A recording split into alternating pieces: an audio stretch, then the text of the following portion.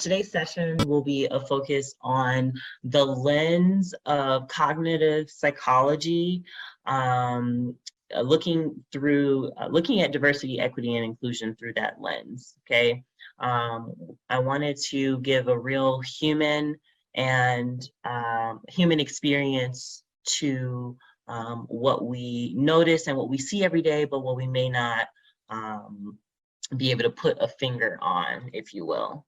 So starting with the area of perception. So in cognitive psychology, there's, perception, attention, that's where our short-term and long-term memory stems from, as well as, everyday memory and language and problem solving. And these elements are vital when it comes to decision making. And what we find is that in the realm of decision making, that is at the center of the consequences and the things that happen in our communities, in our workplace, or in society, where diversity, equity, and inclusion can be considered something that is a priority or not really given much attention to. Okay, so I wanted to speak in terms of psychology when discussing this phenomenon. Okay, so first starting with our blind spot. Okay, so perception. If I don't know if anyone's ever heard of our blind spot outside of just driving, right? The blind spot is actually something that goes beyond when we're driving and the idea of our peripheral checking to see if someone is on the side of us. Okay, the way that it works from a technical standpoint, the central location, the fovea of the eye is where we actually naturally focus. We don't realize our blind spots for several reasons. For starters, it's very far away from where the fovea of the eye is in the middle. And since the fovea is where you are looking, you wouldn't notice something that is in your blind spot, which is hence how it came to be named as so. When we view the world with two eyes, for those of us that have that privilege, one eye can actually compensate for the other. Therefore, the other eye can be unaware of what it's not sensing, okay? And lastly, our brain processes the presence of info, but not the absence of info. And that's something that I think is really critical, is because, we notice things that it's quicker for us to notice things that are there as opposed to notice things that are not there, right? Even in the case of the workplace, right? You may be working at a place for a month before you realize, hey, you know what, my environment is actually not that diverse, because it's easier to notice what is there as opposed to what is not there. And that's just like a very literal example there.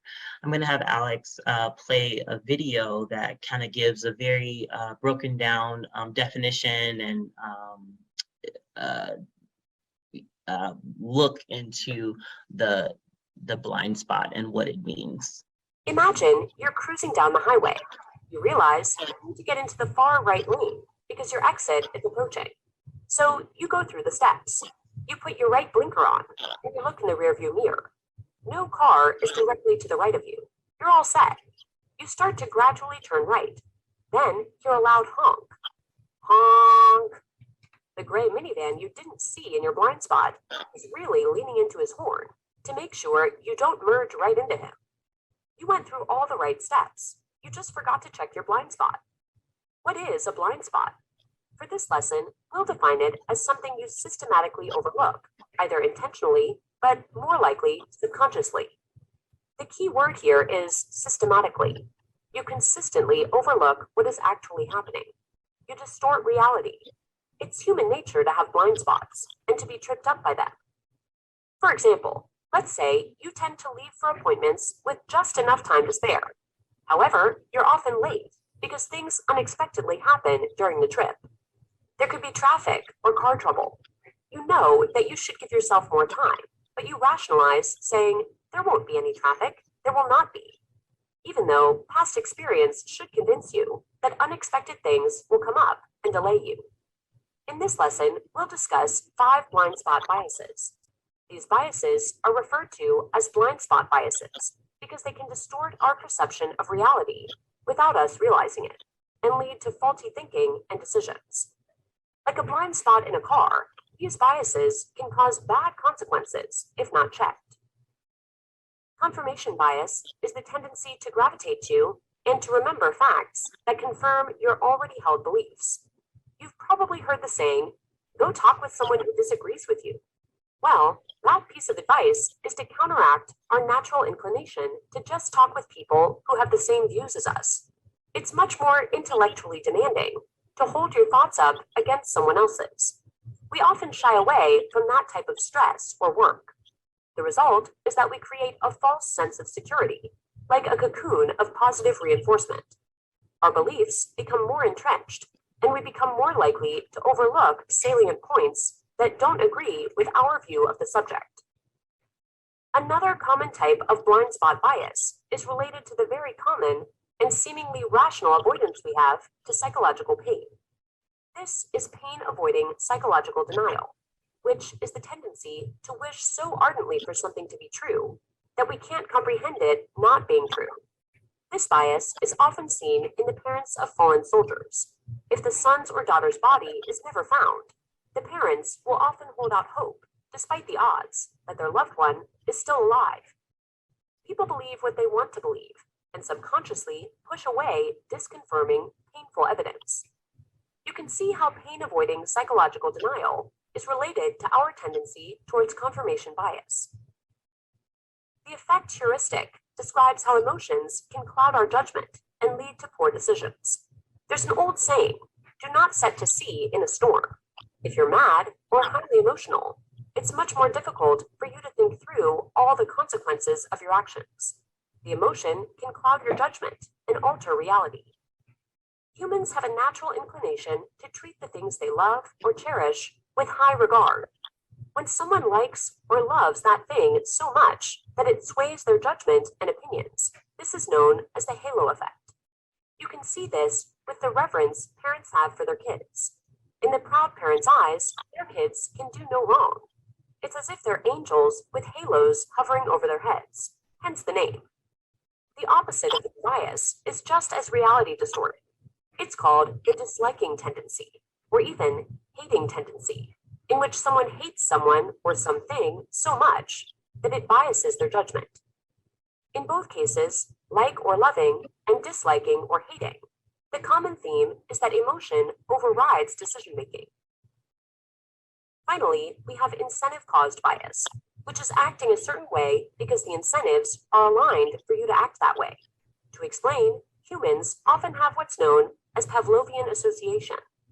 Ivan Pavlov was a famous Russian psychologist who trained his dogs to salivate at the ring of a bell.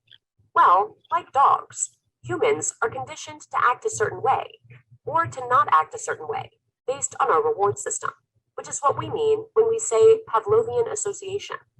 This reward system can get so strong and so intoxicating that it gets us to overlook things that we should consider.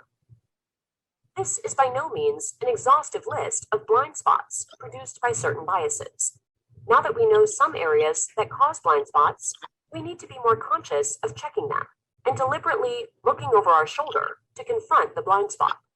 This is the only way we can see what's true. This can be easier said than done, but there are many tools out there that can help us overcome our blind spots. The first step is simple, admitting that we all have them. That way, we can identify them easier when they rear their ugly, reality-distorting heads. There is no quick fix, but doing things like trying to look at yourself from the outside, asking yourself why you're thinking what you do, and above all, not being too hard on yourself when you realize you're experiencing a blind spot. Just think of it as a learning experience and do better next time. All right, let's review. In this lesson, we learned how humans create their own blind spots because of inherent biases. We learned that a blind spot is something you systematically overlook, either intentionally, but more likely subconsciously. We learned that this leads to blind spot bias, which is a bias that distorts our perception of reality without us realizing it and leads to faulty thinking and decisions. We also learned about several of these kinds of biases, which included the following: confirmation bias, which is the tendency to gravitate to and to remember facts that confirm your already held beliefs. Pain avoiding psychological denial, which is the tendency to wish so ardently for something to be true that we can't comprehend it not being true. The affect heuristic, which describes how emotions can cloud our judgment and lead to poor decisions. The halo effect, which is when someone likes or loves that thing so much that it sways their judgment and opinions. The disliking tendency, in which someone hates someone or something so much that it biases their judgment. And finally, incentive-caused bias, which is acting a certain way because the incentives are aligned for you to act that way, which we can understand by understanding Pavlovian associations, which explains how humans are conditioned to act a certain way or to not act a certain way based on our reward system. And we also learned that, just like in a car, the only way to prevent blind spots from being consequential is to consciously check them. In a similar vein, the only way to alleviate the blind spots caused by biases is to, 1, admit you have them and be aware that they're acting upon you. 2, make deliberate steps to counteract their effect, such as talking with someone who has the opposite opinion as you, pausing to think about yourself from the outside, or questioning why you think what you do. And 3, not be too hard on yourself and learn from your mistakes. Okay, great. So I just wanted to kind of give that video. It's a much better context in explaining the details of the blind spot and how we systematically, and I love the way they put it, which is just time and time again, we do the same thing almost, subconsciously, to the point where we don't even realize we're doing it. We don't realize that we're not focusing on it, right? And something that's really important, the 3 things is, 1, admitting that we all have them, even myself doing this seminar, right? All businesses and the CEOs and the peers or the in school, or everyone has them. So when we admit, that kind of brings us into this awareness. What we saw, a lot in 2020, after the murder of George Floyd, where there were so many declarations of people admitting, there were so many declarations of people saying, hey, you know what, I'm aware, right? But now what? And it makes sense, right? Taking active steps would be step number 2. Taking active steps to where you're not just having positive reinforcement, speaking with the people who hold your same values and beliefs, but you're also communicating with others who are different from you or who have different views in order to see, well, how do we meet people where they are? Also, having grace, right? Not having, while we may feel guilty or we may feel bad or sad or upset, understanding that this isn't something with malintent. This is just something that we need to have grace and understanding for in order to feel good about the steps that we're taking, the growth that we're making. Okay, I'm going to share my screen here. I'll stop my. Yes, please. I'm going to share my screen really quickly and show this diagram.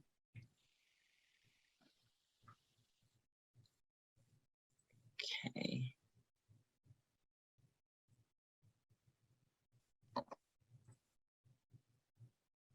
Okay, and if you can let me know, do you see that? Yes, you're good. Okay, wonderful.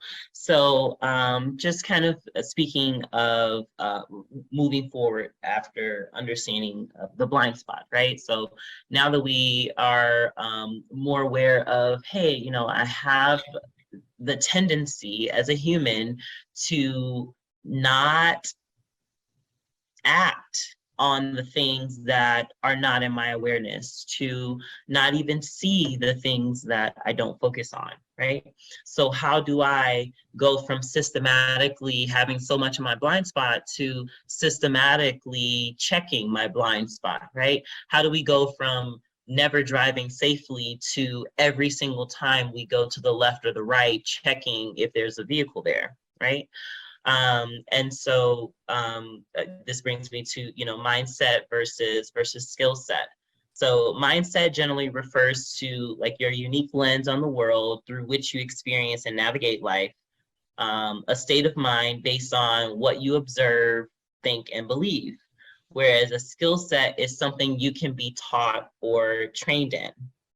And consistently, mindset ranks higher than skill set when it comes to the surveys of employers on a global scale. This is really important because when we think about our mindset, it is developed through a lot of excuse me. It is developed through a lot of characteristic traits of ourselves, okay? And no two people are the same. Something that I really like to show in this diagram, I wish I can kind of get it all in at once. There it is, sort of. The tip of the iceberg shows traits that are often visible to the naked eye, or maybe we can think about this as being something that is not in our blind spot. These are the things that we can see easier when we're communicating and navigating with others.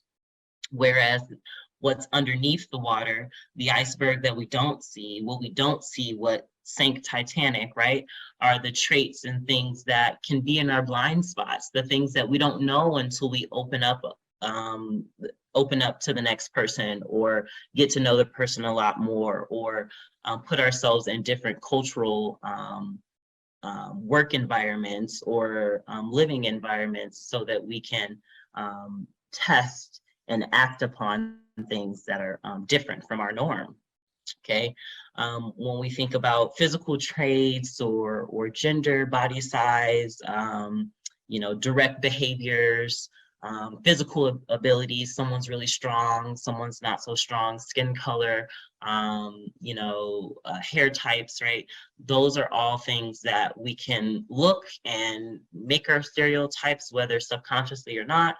And that is what we base most things on. But once we find that, hey, once I actually speak to this person, we actually relate to one another as parents. We hold the same parental values. Like, we both don't believe that there should be a bedtime for our child. We believe that our child should learn the consequence of their actions instead of being told what to do and not knowing why, right? We believe that we should clean our homes every 5 hours because cleanliness is next to godliness, or that is therapeutic, right? So what we find is that the deeper we go with getting to know others in the workplace, in person, there's so much that we learn about them that we would have never guessed, because it's not something that you can see from the outside. So this is something that I think as a first step, all organizations or individuals on a day-to-day could start to lean into, is their blind spots. How can we be more aware of what is in the blind spot? And then how do we act upon them once we are more aware? And how do we find the grace and the humility in order to do that work? Okay. The next thing that I wanted to discuss, and I'll stop sharing my screen here, but the next thing I wanted to discuss in the realm of perception from a psychology standpoint is signal detection. Okay. signal detection is easiest to describe. It's like a theory that determines an individual's ability to detect, discriminate, recognize, and identify stimuli based on their level of sensitivity. And I think this is a really interesting theory to explore when considering diversity, equity, and inclusion, because it definitely looms over our decision-making processes. Have you ever done that thing where you could swear you hear your phone ringing or feel it vibrating in your pocket, but then you go to check it and nobody was calling?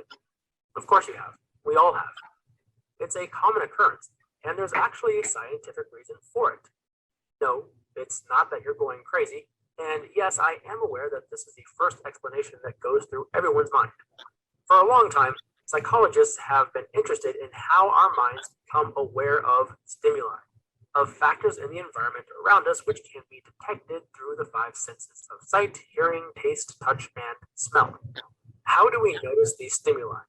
Why do we sometimes not notice them? And why do we detect them when they're not really there? The leading explanation?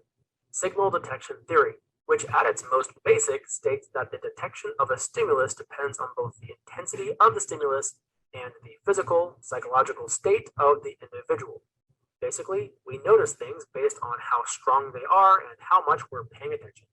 Want to learn more about this? Well, for this lesson to be intellectually stimulating, looks like you're going to have to pay attention. Let's start by looking at where signal detection theory comes from. From the beginning of the discipline, psychologists were interested in measuring our sensory sensitivity, how well we detect stimuli. The leading theory was that there was a threshold, a minimum value below which people could not detect a stimulus. The only problem was that no firm threshold could be established. Some people heard a faint background noise easily, while others completely missed loud noises nearby. The results were simply too inconsistent for there to be a standard threshold, so researchers started looking for a new explanation. What they found was that the sensory sensitivity was a relationship between the strength of the signal and the level of alertness, and thus signal detection theory was born. All right, so let's look at signal detection a little more concretely. Say you're walking to your car in a moderately crowded parking lot, in a place you know very well, and it's a bright and sunny day. Your mind may wander, making you more likely to miss certain signals.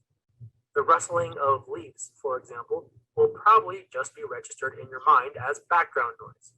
Now, say you're walking to your car all alone at night in a strange parking lot you don't know.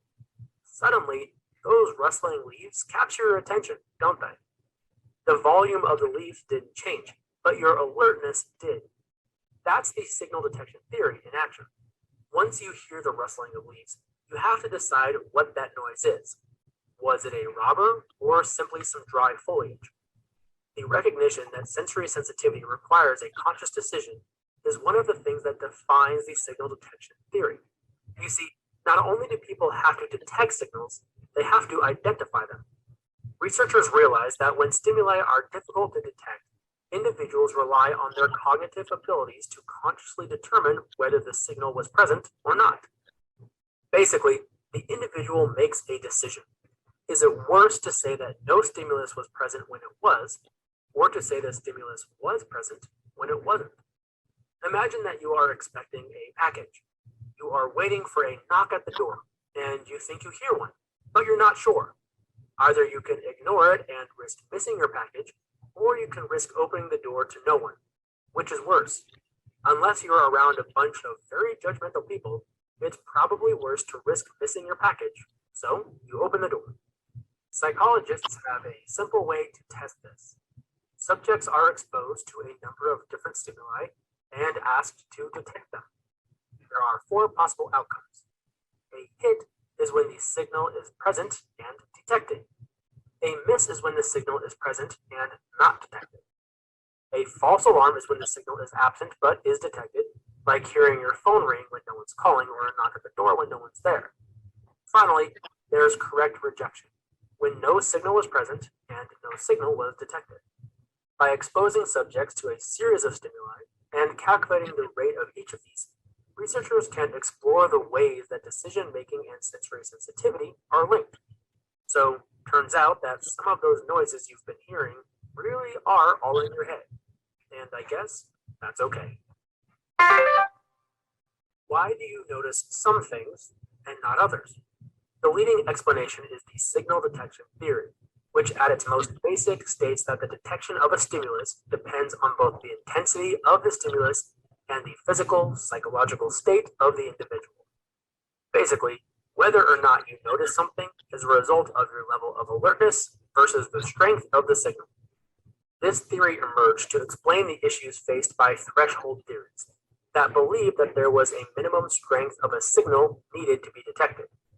Signal detection theory recognized that detection is controlled in part by conscious decision making, especially in cases where the individual was unsure if a signal was present. Researchers can test this by exposing individuals to various stimuli, then calculating the rates of hits when the signal is present and detected, misses when the signal is present and not detected, false alarms when the signal is absent but is detected, and correct rejections where no signal was present and no signal was detected. So that's how your mind decides if your phone was going off or if it was just a false alarm. Great. I think that that video does a really great visual and audio explanation of signal detection, right? There's so many times where I have fell in all four of the lanes, where I correctly identified something that I thought I seen or heard. I misidentified something that I just knew for sure that I thought I seen or heard.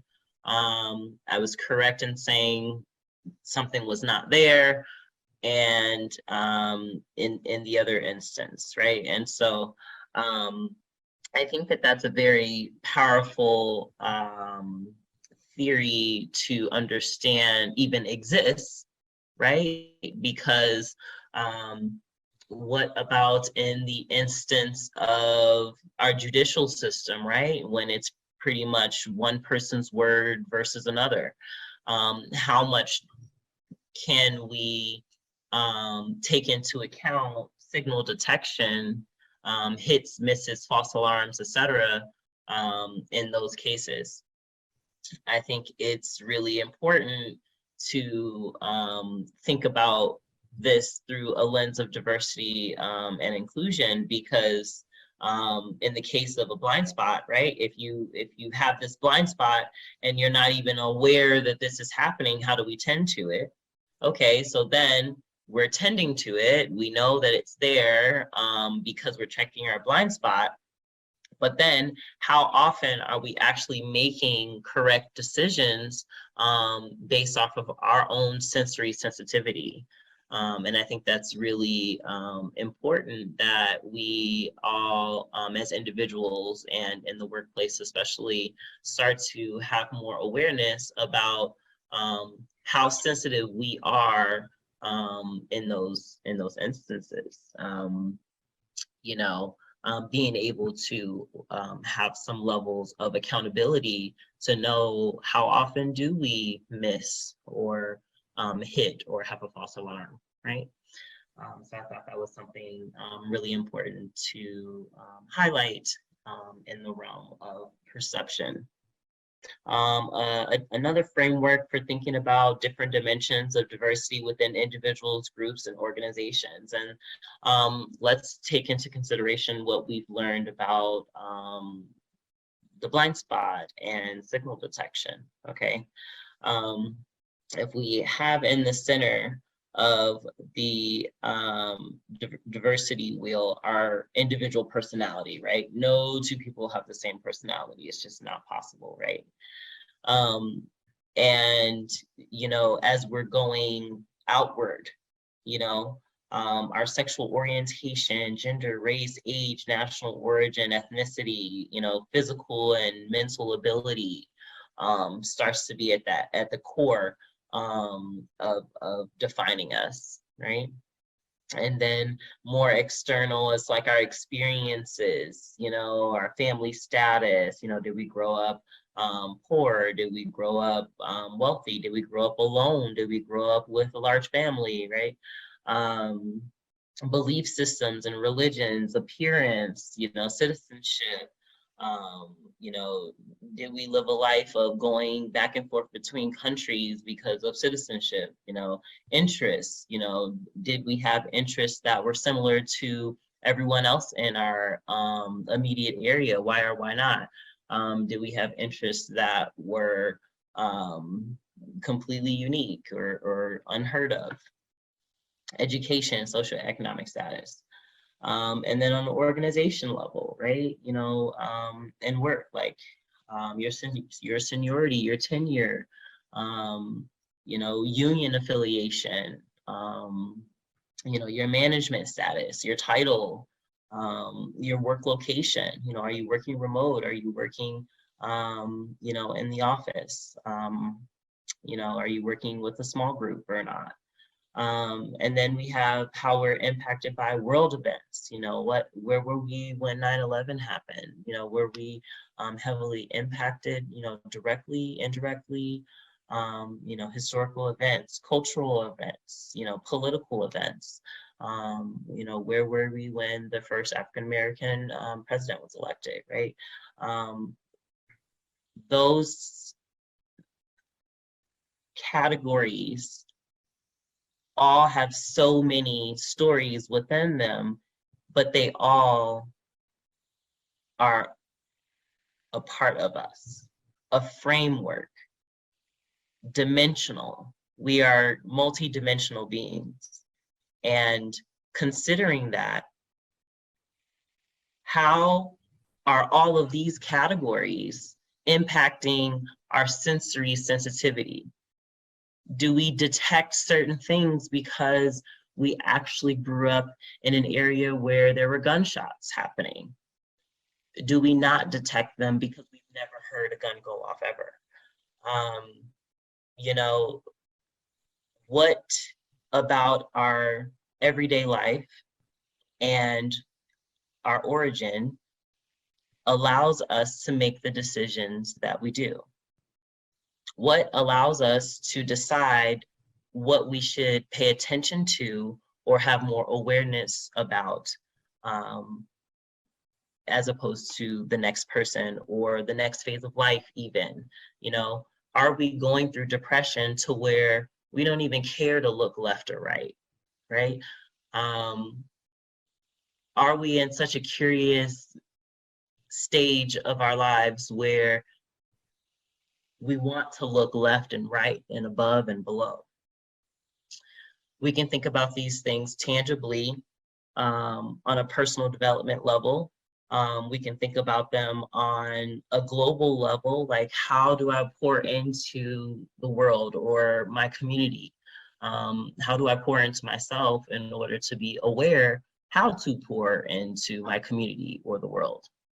And this is a very exciting way to explore diversity and inclusion and ways in which actual equity can happen, is through the cognitive psychology understanding of who we all are and how we're all human in the same way. We all have blind spots. We all have varying degrees of signal detection, which makes us all have different perceptions. Who gets to decide whose perception is better than the next person's? Or are we all just on a sliding scale, doing the best that we can and trying to equip ourselves with more tools to do better?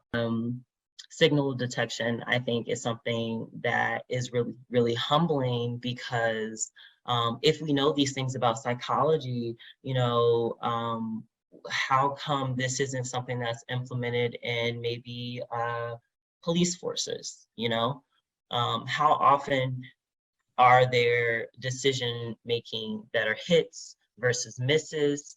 You know, how often are things assumed to be there that are not? Even in the judicial system, judges, right? lawyers even, right?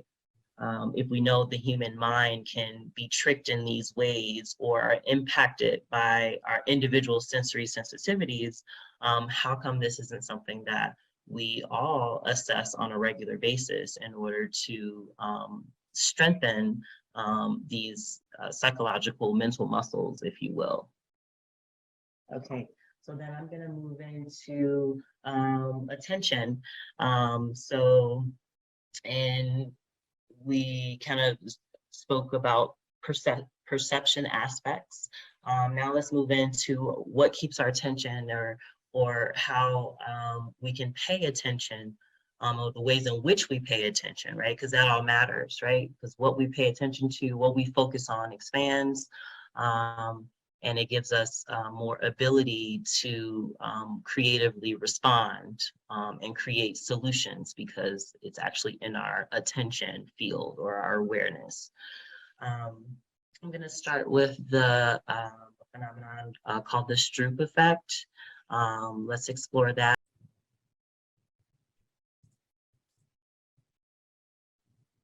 John Ridley Stroop was an American psychologist who studied reaction times in individuals as part of his work.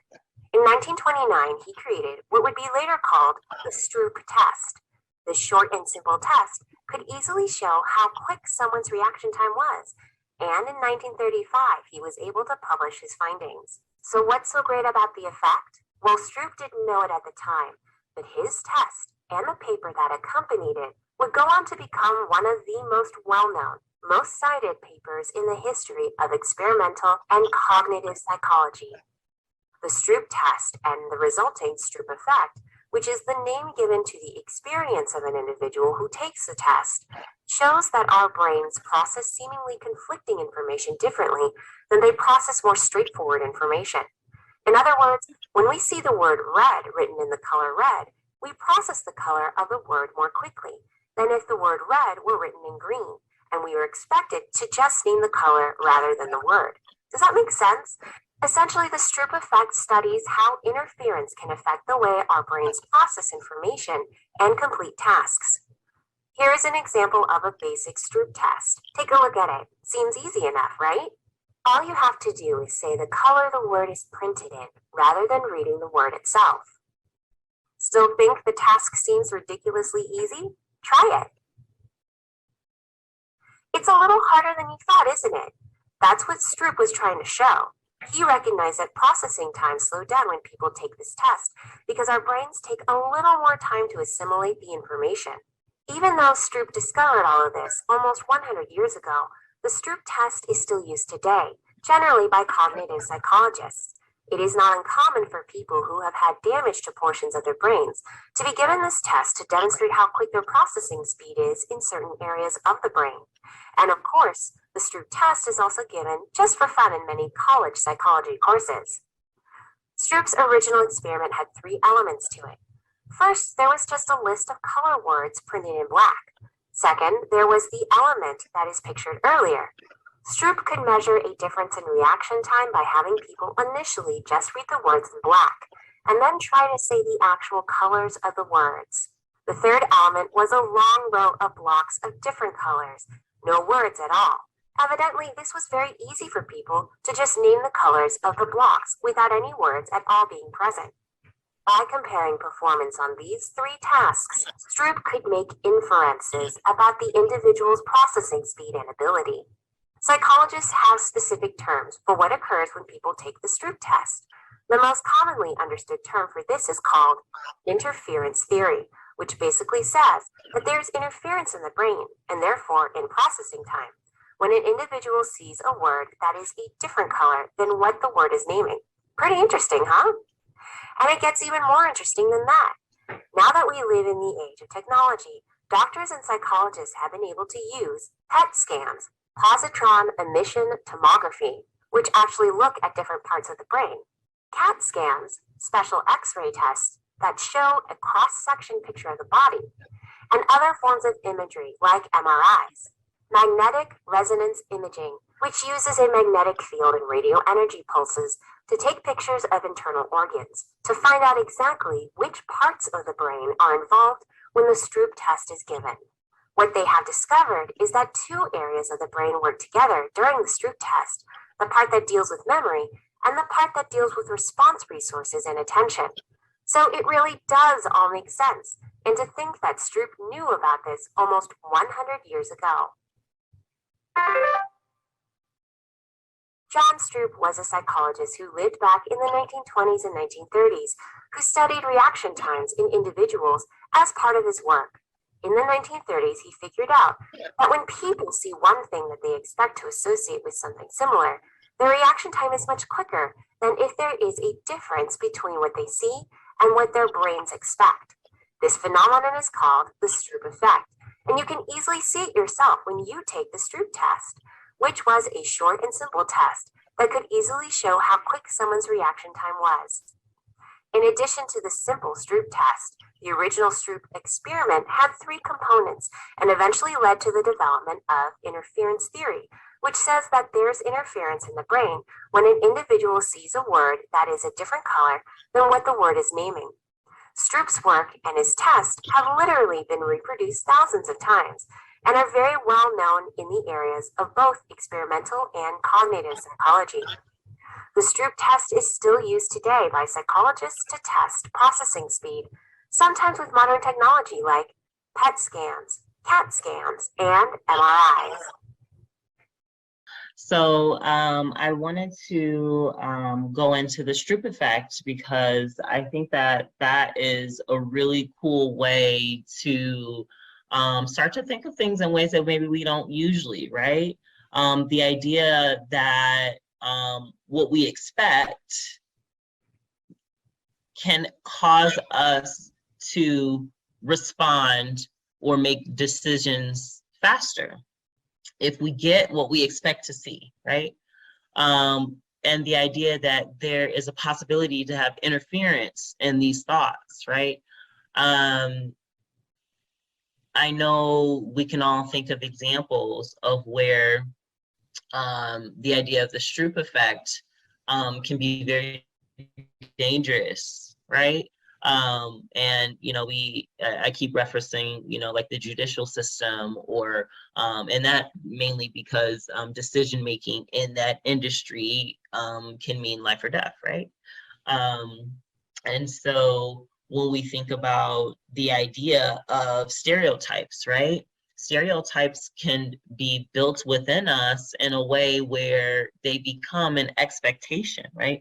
We expect to see a certain person that looks like this doing this. We expect to see a certain type of person who believes this to appear like this, right? And based off of those things, I'm going to decide quicker, right? It's almost like judgment for someone in a stereotypical way can happen faster with this phenomenon, as opposed to when someone disrupts your stereotypical ideologies or what have you. I think it's really cool to think about the idea of strengthening the muscle to change that. How do we change a constant interference with how we perceive in a way where our decision making is more sound or more accurate, or upholding higher integrity, right? We can think about how this can impact the way we decide things in the workplace, right? When you're reading, if you're a hiring manager and you're the person reading the resume, and you don't actually see the person, but based off of what you read in the resume, and then someone walks through your door that looks exactly like who you envision, you're like, hired, right? Is it harmful or not? We don't know. They look exactly like the opposite of what you imagined the person on this resume looks like. And now you have to hesitate. What if your hesitation means they don't get the job in general? Like, I'm being dramatic, but I'm just kind of talking about the idea of how a very foundational psychology component of us can actually be broken down into how we decide or make decisions. Okay, and this is just showing Hofstede's cultural dimensions, another framework to process, play around with, and go deeper with when it comes to diversity, equity, and inclusion, and really peering through a cognitive psychology lens. Okay, keeping in mind what we just kind of learned about the Stroop effect, I think that it's really cool to also be reminded of, like we talked about, individuals being multidimensional beings, right?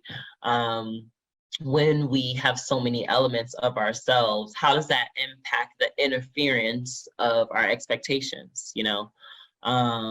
So this is really a good framework for cross-cultural communication based on individuals and groups' values, okay? So we have egalitarian versus embracing a hierarchy. We have collectivist versus an individualist. Comfortable with uncertainty versus uncomfortable with uncertainty. Nurture important versus power important. Traditional and short term versus futuristic and long term. Restraint versus indulgence.